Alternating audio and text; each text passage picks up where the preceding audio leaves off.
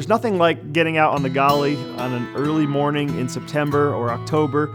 The mist is coming off the water, the air is still chilly in the morning, and then getting whitewater in the face. It just causes you to come alive, and it just gets your blood pumping and exciting. We've got guaranteed whitewater. You got guaranteed good water flow.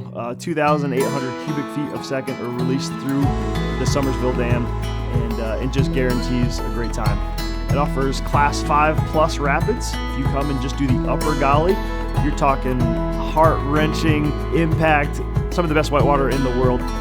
When you're going down and you just look back and you think that was one of the most exhilarating things you've ever done, it just seems to open up, and there's a trust that's built and creates a platform. And that's what we really love doing, is having that platform, not to promote self or even to promote Alpine, but to promote Christ, to promote God, and to encourage people to walk close with Him.